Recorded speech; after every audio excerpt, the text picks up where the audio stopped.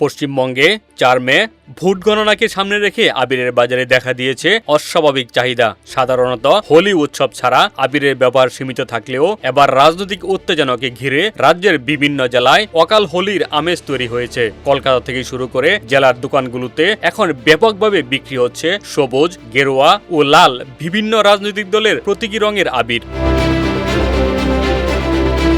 Vote পর্ব শেষ হওয়ার পর থেকেই রাজনৈতিক কর্মী সমর্থকদের মধ্যে নিজেদের পছন্দের রঙের আবির সংগ্রহের প্রবণতা বেড়েছে। অনেকেই আগেভাগেই আবির মজুত করে রেখেছেন বলে জানিয়েছেন ব্যবসায়ীরা। চাহিদা বাড়ায় বাজারে গেরুয়া, সবুজ ও লাল আবিরের সরবরাহ বাড়ানো হয়েছে। দ্বিতীয় দফার নির্বাচনের পর বুথ ফেরত সমীক্ষার ইঙ্গিতকে কেন্দ্র করে গেরুয়া আবিরের চাহিদা উল্লেখযোগ্যভাবে বেড়েছে বলে জানান ব্যবসায়ীরা।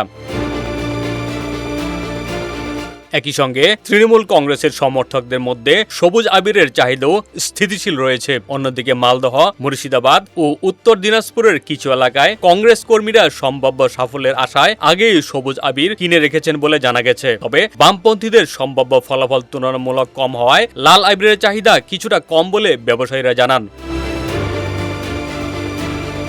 লাল আবিরের চাহিদা তুলনামূলক কম হলেও গেরুয়া ও সবুজ আবিরের স্টক রাখতে হচ্ছে সমানভাবে। ফলে ভোটের আবহে আবিরের বাজার এক নতুন ধরনের রাজনৈতিক রঙের অর্থনীতি তৈরি হয়েছে, যা এবার পশ্চিমবঙ্গের নির্বাচনকে আরও ভিন্ন মাত্রা দিয়েছে।